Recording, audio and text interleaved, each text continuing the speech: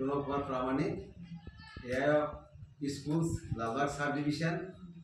আমার কর্মজীবনের আজকে শেষ দিন এবং শেষ দিনের ছোট্ট অনুষ্ঠানের মধ্য দিয়ে আমার কর্মজীবন শেষ হলো।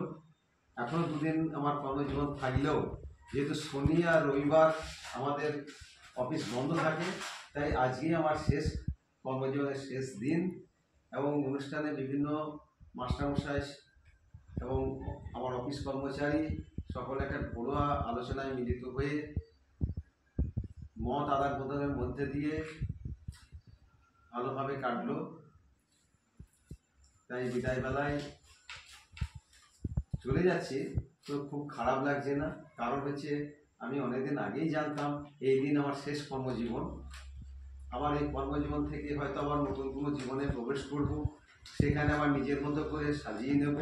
হয়তো একটা ভ্যাকুয়াম তৈরি হবে যে রেগুলার রুটিন, সেই রুটিন থেকে এখন নতুন করে আবার রুটিন তৈরি করতে হবে, কিছু অ্যাডজাস্ট করতে হবে।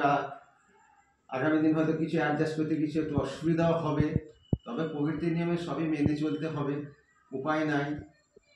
এখনও দীর্ঘদিন সুস্থভাবে বাঁচার চেষ্টা করব, এখনও সুস্থ আছি, আশা করি আরও অনেক দিন সুস্থ থাকবো যেভাবে আমি। স্যার,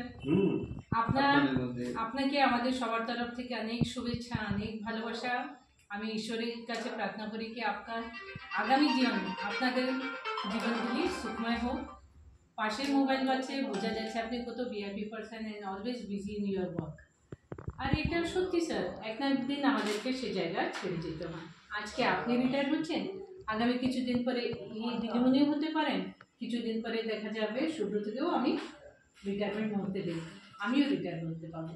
এটা হচ্ছে আমরা কর্মজীবন থেকে বিরতি নিচ্ছি, কিন্তু আমাদের জীবনের কাজ কর্মগুলি অলওয়েজ গতিশীল, অলওয়েজ এটা ডাইনামিক সার্কেলের রূপে এগাবে।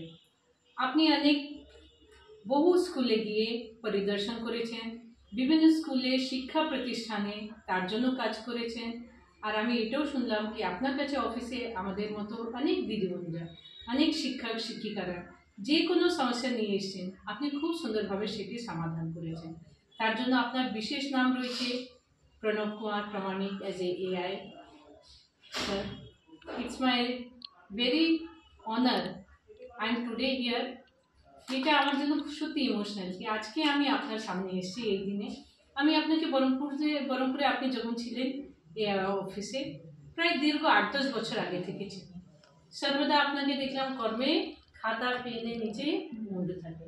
আমরা গিয়ে স্যার দেখুন না, স্যার এটাও হচ্ছে না, স্যার এটা হচ্ছে না।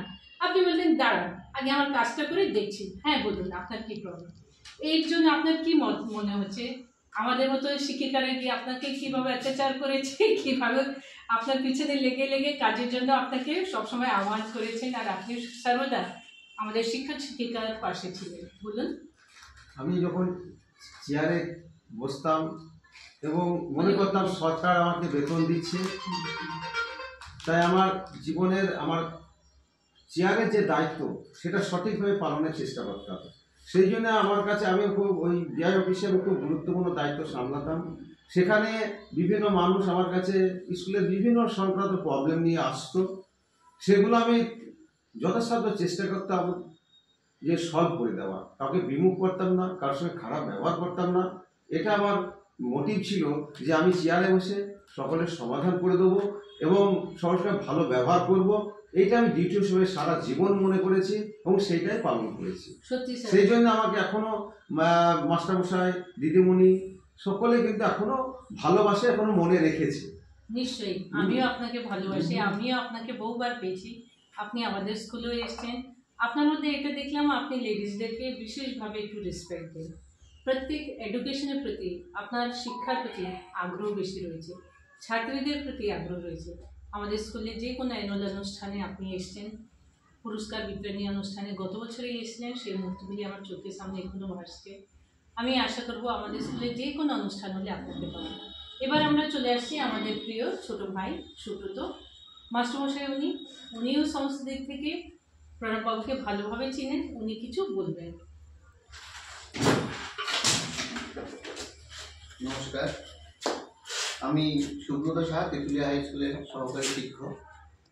তো আমার বাড়ি এখানেই, সেই সূত্রে আমি এই অফিসে যতদিন থেকে আছি স্যারের সান্নিধ্য পেয়েছি এবং স্যার খুব নিষ্ঠার সঙ্গে যে কাজগুলো করতো, নিজের দায়িত্ব পালন করতো, সেখানে আমাকে মাঝে মাঝে নিয়োজিত করতো। তো স্যারের কাছে আমি একটা জিনিসই কৃতজ্ঞ থাকবো, যে স্যার আমাকে যে বিশ্বাস করে তার মতো একজন অফিসার যে গুরু দায়িত্বটা দিত, এটা আমার কাছে জীবনের সেরা পাওনা। আমি এর আগে কোথাও পাইনি আর পাবো বলে আমার বিশ্বাস হয়।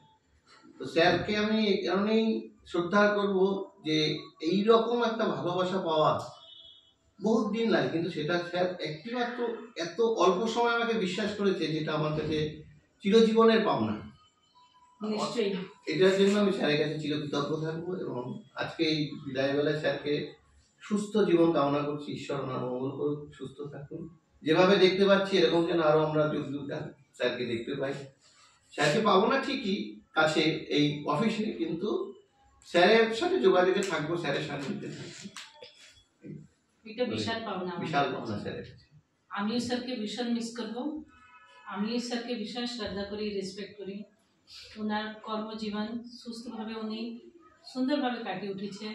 ওনার ভবিষ্যৎ জীবন খুব ভালোভাবে হোক, এরপরেও উনি আরও আমাদের সমাজের জন্য কিছু ভালো করুক, এই শুভকামনা করে আমি এখানে আমার ভিডিওটি সমাপ্ত করছি। Thank you.